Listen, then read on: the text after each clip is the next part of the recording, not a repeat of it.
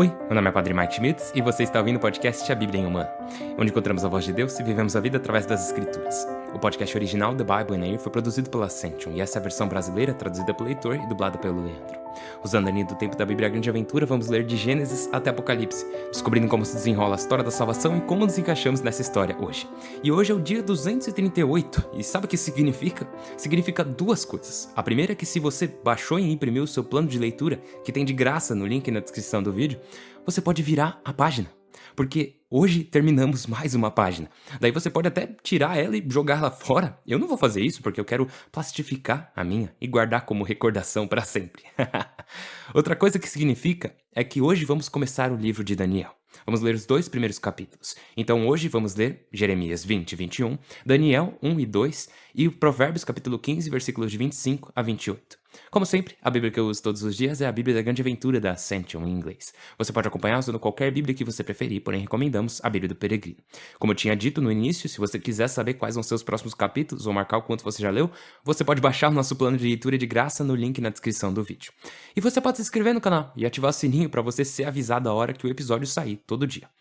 Eu repito sempre porque eu não quero que ninguém esqueça.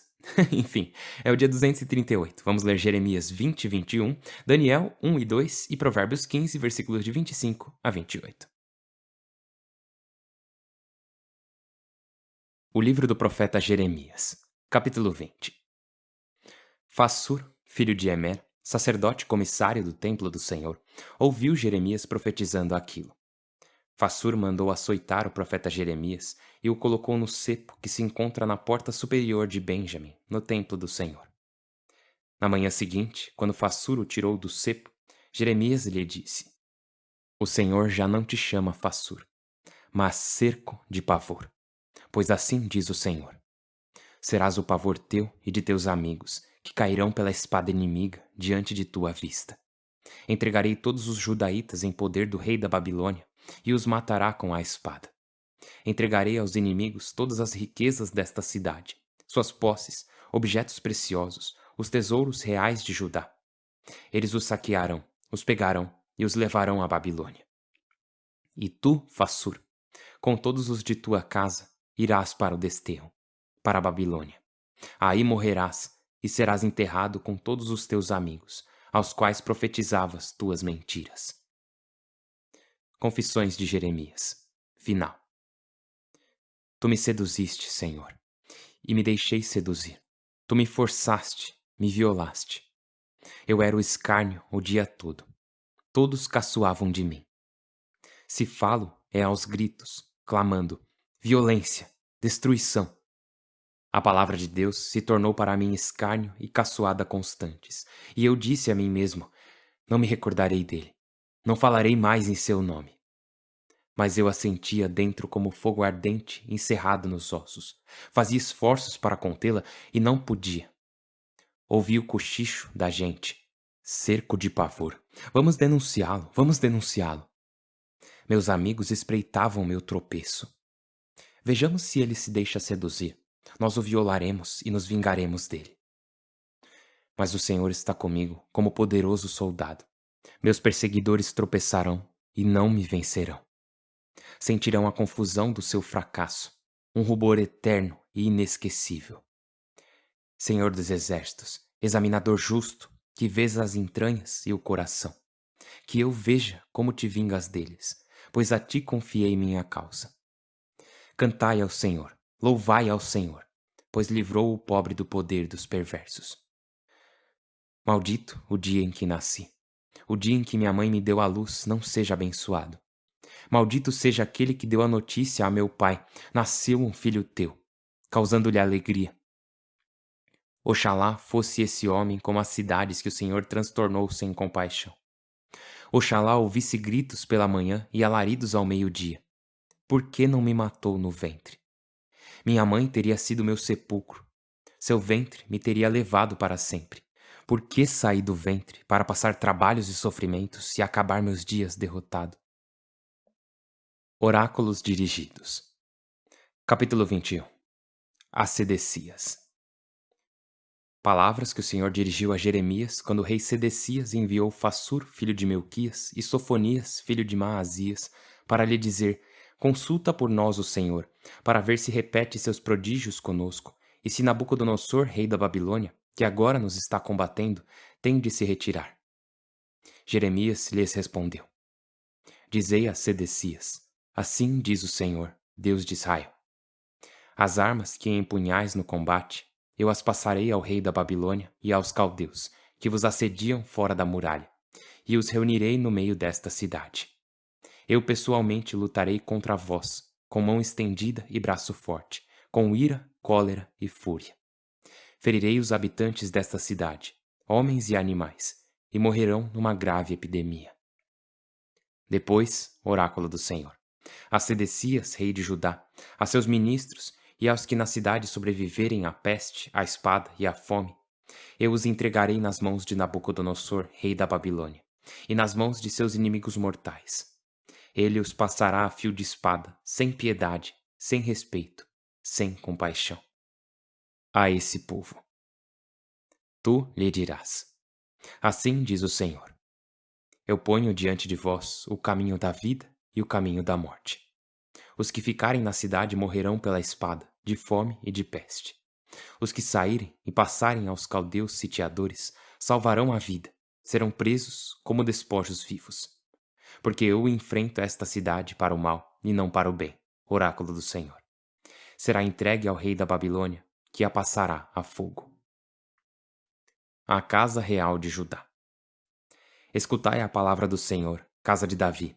Assim diz o Senhor: Ide cedo para administrar a justiça.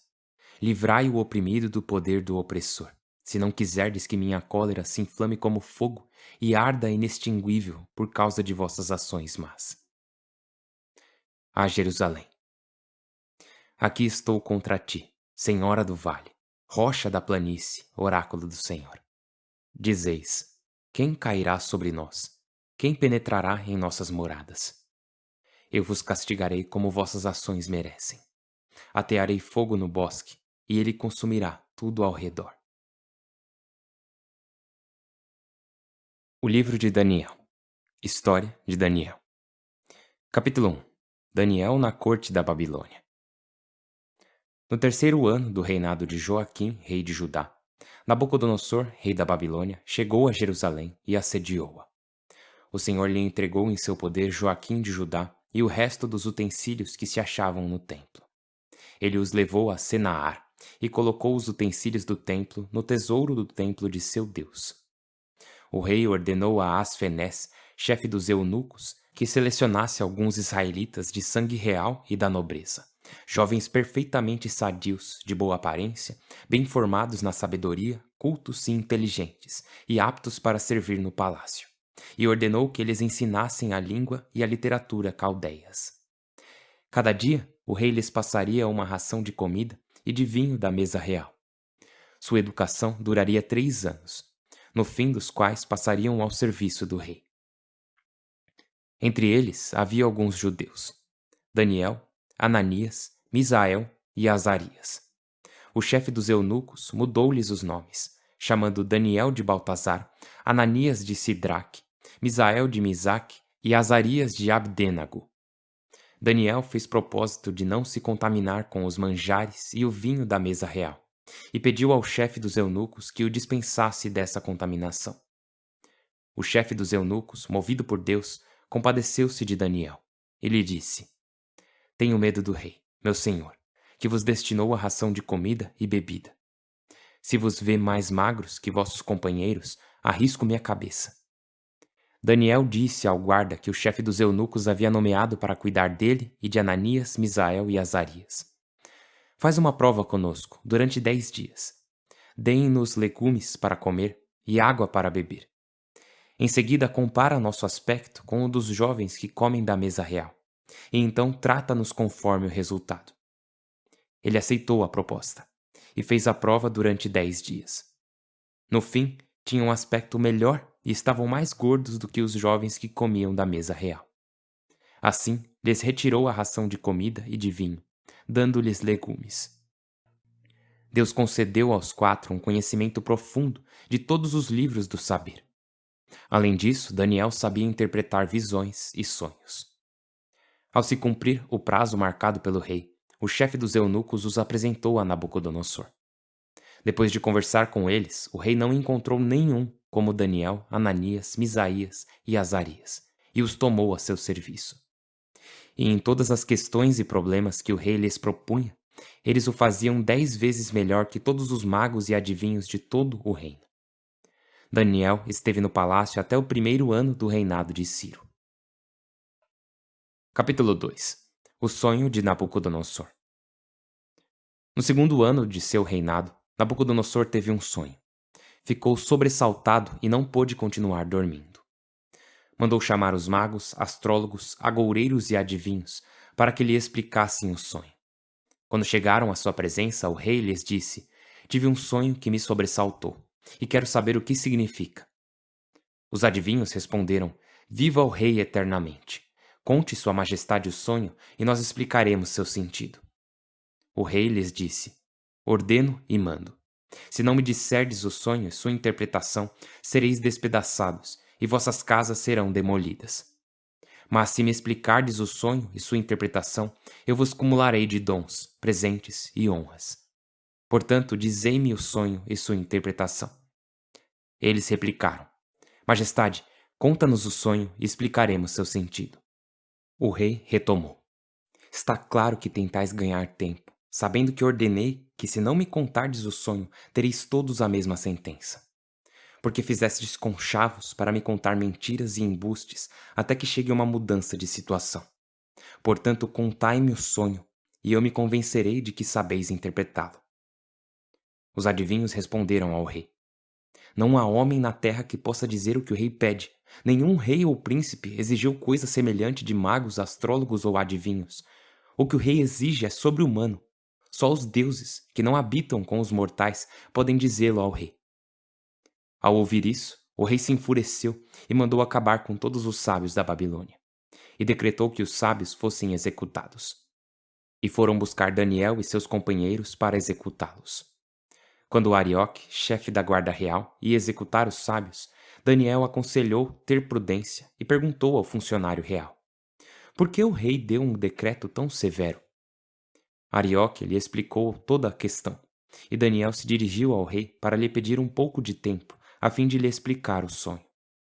Daniel voltou para casa e contou tudo a seus companheiros Ananias, Azarias e Misael. Ele lhes recomendou invocar a misericórdia do Deus do céu para que lhes revelasse o segredo, e não tivessem de perecer Daniel e seus companheiros com os outros sábios da Babilônia. Numa visão noturna, Daniel teve a revelação do segredo, e bendisse o Deus do céu, dizendo: "Bendito seja o nome de Deus pelos séculos dos séculos. Ele possui a sabedoria e o poder. Ele muda tempos e estações, destrona e entroniza os reis. Ele dá sabedoria aos sábios e ciência aos experientes. Revela os segredos mais profundos e conhece o que as trevas escondem. Eu te louvo e te dou graças, Deus de meus pais, porque me deste sabedoria e poder. Revelaste-me o que te pedia. Revelaste-me a questão do rei." Depois Daniel foi até Arioque, a quem o rei havia mandado executar os sábios da Babilônia. Ele lhe disse: "Não mates os sábios de Babilônia.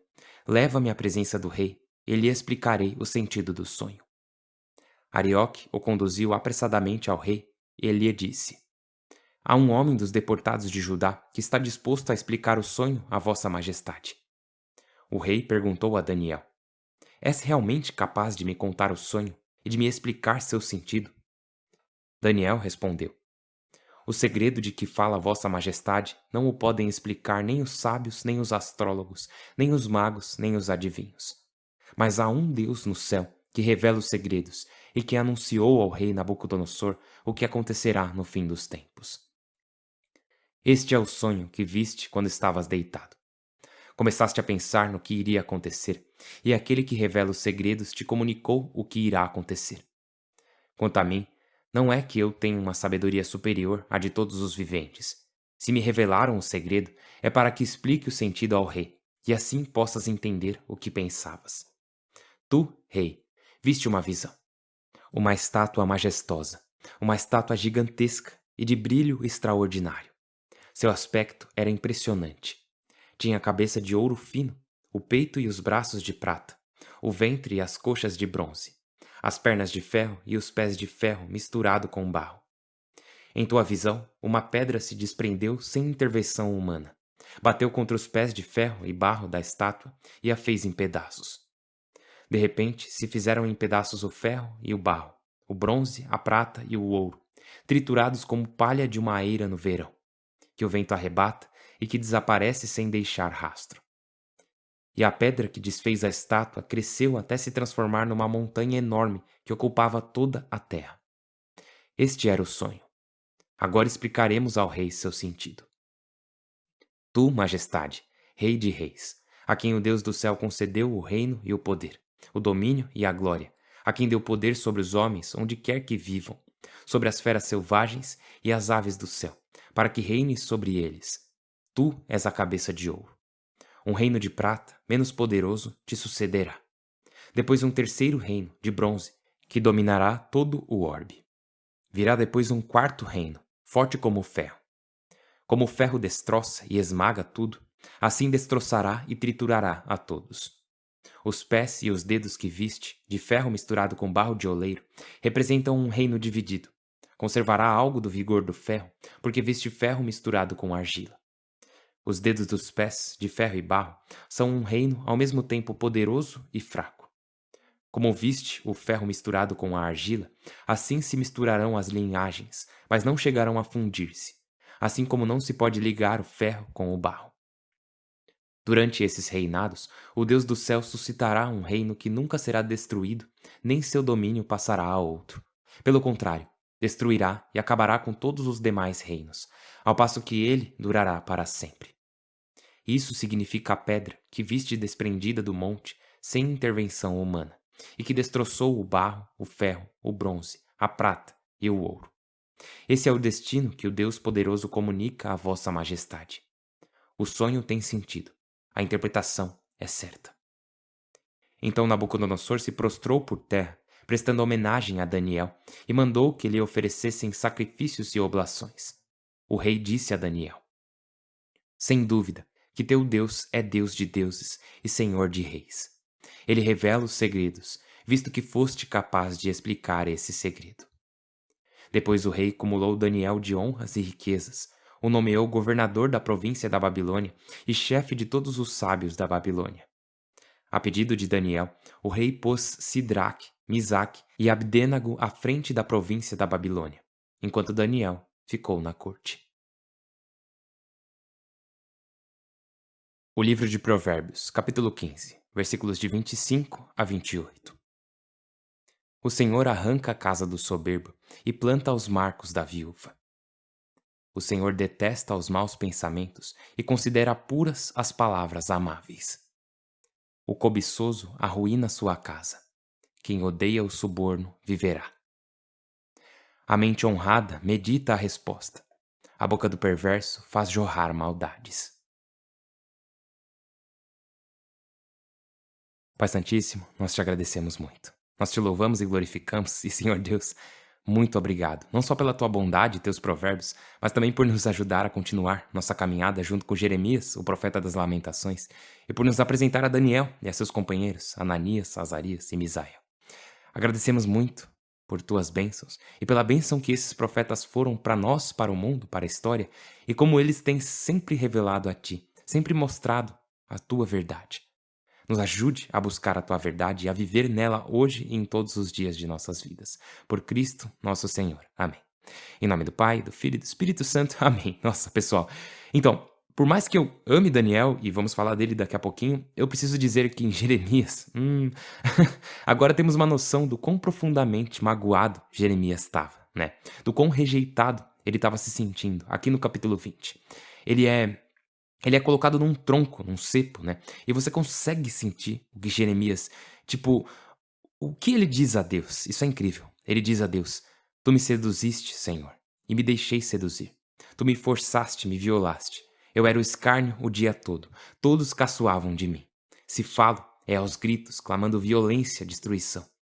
A palavra de Deus se tornou para mim escárnio e caçoada constantes. Daí ele continua: E eu disse a mim mesmo: Não me recordarei dele, não falarei mais em seu nome. Mas eu a sentia dentro como fogo ardente encerrado nos ossos. Fazia esforços para contê-la e não podia. Então você vê que Jeremias não quer mais esse trabalho. Ele foi chamado a ser um profeta e falar a verdade, e tem profetas que não estão fazendo isso, né? Profetas que estão mentindo para o povo. Por exemplo, você tem Fassuro, sacerdote, né? Filho de Emer, que fala dele no começo do capítulo 20. Mas a questão é que, além de Jeremias ter que falar a verdade, ele está cercado por profetas que mentem e não estão nem aí. Eles estão falando tipo: olha pessoal, o Senhor Deus vai nos livrar dos babilônios, assim como ele nos livrou dos assírios, porque lembra da história, né? Deus realmente livrou o povo de Israel, o povo de Judá e Jerusalém dos assírios. E esses profetas estão mentindo, falando que Deus vai fazer a mesma coisa contra os babilônios, enquanto Jeremias está dizendo que não, que isso não vai acontecer, que Deus, na verdade, vai permitir que vocês pereçam contra os babilônios. E hoje, Jeremias, depois de ser colocado num cepo, continua deixando bem claro que Deus vai permitir que Jerusalém seja destruída. Vemos isso no capítulo 20 ainda. Jeremias desabafa e ele usa sua mágoa, né? Ele diz: maldito o dia em que nasci. O dia em que minha mãe me deu à luz não seja abençoado. E nós já vimos, tipo, lembra no início dessa jornada da Bíblia em um ano? Ouvimos Jó dizer coisas muito, muito parecidas, quase iguais. E você vê o tamanho da tristeza e angústia que eles estão tentando expressar. Esse desespero, esse grito de eu estou sofrendo ao cumprir a vontade de Deus. E lembra que o Senhor tinha ordenado a Jeremias para ele não se casar porque ele já sabia as coisas que Jeremias teria que passar. Ele sabia a dor que Jeremias teria que suportar. E essa foi uma forma de poupá-lo, dizendo tipo: eu não quero que você veja sua esposa e seus filhos passando pela dor que você está passando. Porque, assim, todo mundo sabe que é uma coisa você passar por tempos difíceis e sofrer. Agora, ver alguém que você ama sofrendo é outra coisa. É muito mais doloroso. Então, ele meio que fez Jeremias se isolar. Tipo, ele o chamou a uma caminhada solitária, mas ele fez isso para poupá-lo dessa dor extra, do custo do amor. Porque todos sabemos que Jeremias ele ainda vai sofrer muito mais. Então, dessa forma, ao permanecer solteiro, ele vai limitar essa dor a ele mesmo e não vai estendê-la à sua esposa e seus filhos. Então, no capítulo 21, vemos essa mensagem que Jerusalém vai cair e vai ser horrível. Agora, daqui a um tempo, vamos começar o livro das Lamentações. Na verdade, não tá tão longe, vai ser daqui uma semana só, vai. E o livro das Lamentações também é de Jeremias. E lá você tem Jeremias andando pela cidade de Jerusalém durante o cerco dos babilônios. E ele, tipo, a chuva cai e a forma como ele descreve, como ele lamenta, você sente que a própria cidade tá lamentando, a própria cidade tá chorando. Ele é o profeta das lamentações, né? E aqui no capítulo 21, ele tá dizendo a dura verdade ao povo de Jerusalém. Olha, é isso que vai acontecer. E quando ele vê isso realmente acontecendo no livro de Lamentações, ele não descreve como um observador imparcial, ele não descreve como alguém que só tá falando o que Deus pediu pra falar, tipo, ó, aconteceu isso por causa de tal coisa e tal coisa. Não. Ele descreve como alguém que está sofrendo, como alguém que tá extremamente triste pela dor que o povo tá passando. E é isso que vamos ver quando chegarmos ao livro das Lamentações. Enquanto isso, hoje acabamos de entrar de cabeça no livro de Daniel. E a primeira metade de Daniel, e isso é importante falar, a primeira metade de Daniel são essas histórias, né? A narrativa, onde você tem Daniel, Sidraque, Misaque e Abdenago. Nomes meio difíceis de falar, mas enfim, né? E Daniel é dividido entre essa primeira parte, que é histórica, narrativa, e a segunda parte, que é profética, onde vai falar das profecias e visões sobre o futuro que Daniel recebeu. Então temos essa narrativa na primeira metade do livro e é tudo em terceira pessoa, tipo, Daniel fez isso e ele foi pra lá e ele foi pra cá. E daí na segunda metade do livro é a parte profética, onde vai ser mais Daniel falando. Eu, Daniel, vi tal coisa.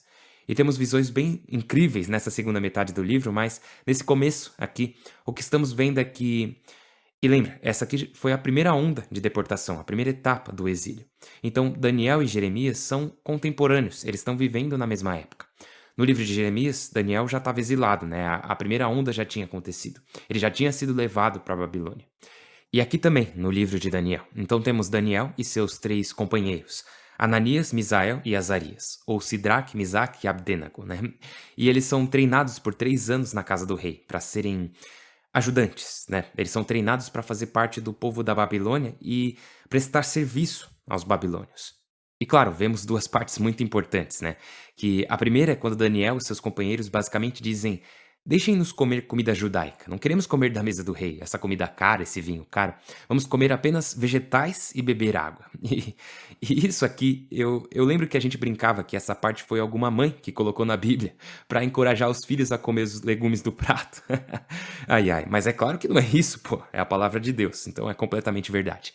E eles foram abençoados pelo Senhor ao fazerem isso, ao permanecerem fiéis, mesmo em meio ao exílio. Esse é um dos pontos dessa história, que é possível ser fiel mesmo em meio ao exílio. E assim, quase toda a Bíblia é sobre quando vocês estiverem na Terra Prometida, vocês deverão agir assim e assim e assado. Mas aqui temos essa situação em que, tipo, lemos isso no livro de Ezequiel, que terminamos ontem, e aqui no livro de Daniel, que estamos começando, essa ideia de tipo, tá, mas agora vocês não estão mais na Terra Prometida. E agora? Como vocês vão viver? E vimos isso em Ezequiel, de tipo, é assim que vocês devem viver no exílio. Vocês terão suas casas, seus jardins, vocês se casarão apenas com pessoas judias, né? Essas coisas. Então, assim que vocês devem viver no exílio. E aqui em Daniel, ele é um exemplo de como se viver nessa situação. Agora, no capítulo 2, temos a história do sonho de Nabucodonosor. E é sensacional, porque Nabucodonosor, ele não é bobo, né? Ele sabe que se ele disser, eu tive um sonho, me dê a interpretação, e contar o sonho, eles vão só falar o que ele quer ouvir. Daí ele não teria como saber com certeza se a interpretação estava correta, né? Então ele vai e fala, seguinte, vocês têm que me dar não só a interpretação do sonho, mas vocês também têm que descrever o sonho para mim, porque assim eu vou ter certeza que vocês estão falando a verdade. E claro, ninguém consegue fazer isso. E nossa, cara, eu adoro essa parte, que Daniel vem e pede para os amigos dele, Ananias, Misael e Azarias, para rezar com ele, porque eles fazem parte dos sábios também. E se ninguém conseguir adivinhar o sonho, vai todo mundo ser morto. Daí eles rezam a Deus e é bom demais. Daniel vai até ele e diz: "Tá aqui o sonho. E eu sei o sonho não por causa da minha sabedoria, não por causa de mim, mas eu sei o sonho porque o Deus do céu o revelou a mim." Então até aqui Daniel está dando testemunho. Ele está testemunhando ao Senhor Deus que trouxe Daniel e seus companheiros para a aliança com ele, né? Daniel não toma crédito. Ele diz: "Não, isso aqui foi Deus, não eu." Porque é verdade, não teria como Daniel por si só adivinhar qual era o sonho de Nabucodonosor ou a interpretação desse sonho. E o sonho é bem interessante, né? Tem uma grande estátua com a cabeça de ouro, o peito de prata, a barriga e as coxas de bronze, as pernas de ferro e os pés de ferro misturado com barro. Então, o que essa imagem representa? Daniel interpreta, né? E diz que a cabeça de ouro é o reino da Babilônia. Incrível, belo, poderoso. O reino depois da Babilônia será a Pérsia. A Pérsia vai assumir o poder após a Babilônia e esse é o peito de prata, né? Depois temos o bronze, que é a Grécia, porque Alexandre o Grande vai conquistar os persas. E depois disso é o ferro, que é Roma, o Império Romano, né? Que conquista tudo. Então o que acontece é que, como sabemos, o Império Romano entra em colapso no século IV, se eu não me engano, alguns séculos depois da época de Cristo. E o que entra em seu lugar é uma pedra que não teve intervenção humana, ou seja, foi criada pelo próprio Deus. E essa pedra se torna uma grande montanha sobre toda a terra. Então você tem o Império Babilônico, superado pelo Império Persa, superado pelo Império Grego, superado pelo Império Romano, que é destruído, e todos eles são superados pelo Reino de Deus. O reino que o próprio Deus estabelece, sua igreja, que se espalha pelo mundo todo, que inclusive se espalhou mais do que qualquer outro reino. E é mais abrangente do que o Império Babilônico, ou os persas, ou os gregos, ou os romanos. E ela veio para substituir esses reinos. E é claro, ela foi estabelecida por Deus em pessoa, né? Por Jesus Cristo. Então nos próximos dias vamos ver vários exemplos ótimos de como caminhar em fé, mesmo no exílio. E Daniel vai nos mostrar isso junto dos seus companheiros Ananias, Misael e Azarias, e amanhã vamos falar mais sobre os nomes deles, porque é bem interessante essa coisa dos nomes, mas hoje já não dá mais tempo, porque o episódio já tá bem longo já. Então, por hoje, que tal eu só deixar vocês sabendo que eu estou rezando por vocês e talvez pedir para vocês rezarem uns pelos outros e por mim também. Meu nome é Padre Mike e eu mal posso esperar para ver vocês amanhã. Deus abençoe.